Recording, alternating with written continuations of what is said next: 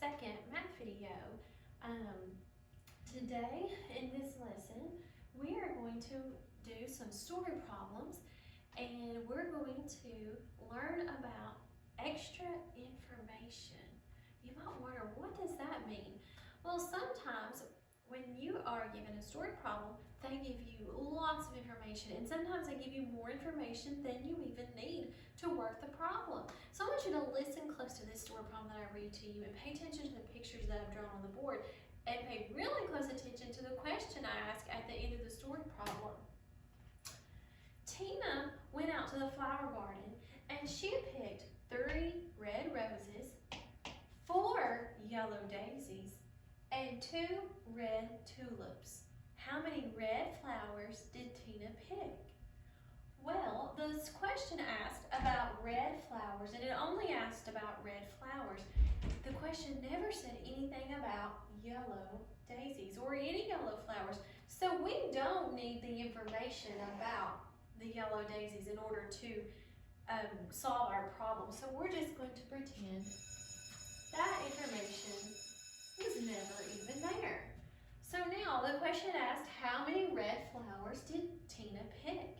So we are going to add 3 red roses plus 2 red tulips, and 3 plus 2 equals 5. So Tina picked 5 red flowers. I don't think you all will have any problems with this because you're just trying to find the information that you don't need, and don't use that information in your problem. So just because they give you a number doesn't mean you have to use it when you are adding or subtracting in your story problems. Don't let them trick you, boys and girls. Alright, the next thing we're going to practice today is we're going to review fractions and dividing groups of objects into fractions. I have 1, 2, 3, 4, 5, 6 smiley faces on the board, and I need to divide these 6 smiley faces into thirds. I need to circle 1/3 of the smiley faces. So remember, when we are dividing things into thirds, we want to make 3 teams. And in order for our teams to be fair, we have to have the same number or same number of objects in each group. So I'm going to divide these smiley faces into 3 groups. If I have 6 smiley faces, how many do you think could go in each group in order to have the same number in each group? Well, let's see. If I divided a line there and there, I have 2 in this group, 2 in this group, and 2 in that group. And I have 1, 2, 3 groups with 2 faces in each group. Are those teams even? Yes, they are. So 1/3 of 6 is 2. I'm going to circle 2. Now the next question asks to circle 1/2 of the stars. So I'm going to count how many stars I have all together first. 1, 2, 3, 4, 5, 6, 7, 8. This should be easy for you boys and girls because 1/2 of 8 is 4. It's the same thing, you just find the double in the 8th family, which is 4 plus 4 equals 8. So 1/2 of 8 is 4. I'm going to circle 4 stars. Now the last question wants us to circle 1/4 of the hearts. I have a long row of hearts here, but let's count them together.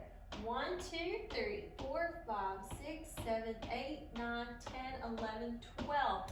12 hearts, oh my goodness. All right, now do you remember, boys and girls, that when we're finding 1/4 of a group, we take half and divide that half into half.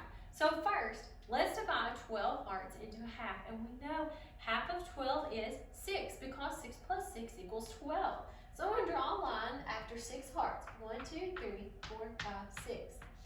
I have 6 here, and 1, 2, 3, 4, 5, 6 over here. But I'm not done. I now have to divide half of the half. So I'm going to take this half over here and divide 6 into half. And half of 6 is 3 because 3 plus 3 equals 6. So I'm going to circle 3 of them. So 1/4 of 12 equals 3. Okay, the next thing we're going to talk about is place value. Now remember, our little cheer for place value. 10s to the left, 1s to the right. Stand up, sit down, get it right. We also made up another cheer for when we have three-digit numbers. 100s to the left, 1s to the right, 10s in the middle. Get it right.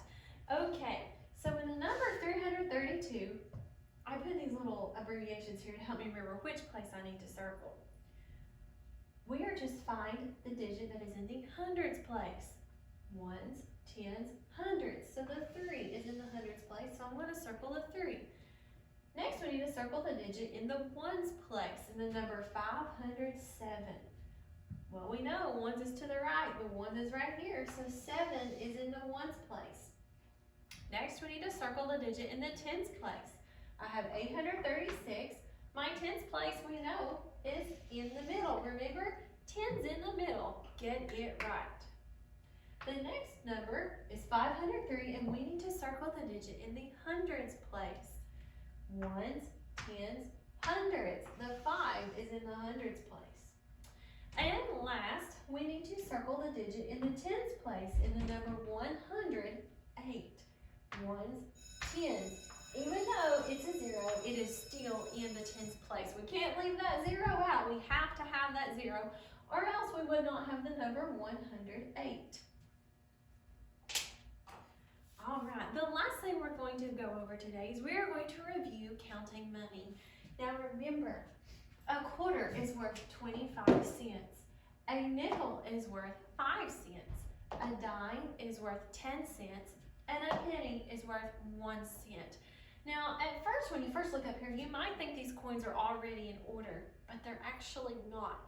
Look right here, we have nickel, dime, and then a nickel. Remember, boys and girls, when we count money, we have to start with a coin that is worth the greatest amount of money and start with that coin and work our way down to the coin that is worth the least amount of money. So we're going to start with our quarters because they are the greatest amount of coins we have up here on the board. So let's count by 25s together.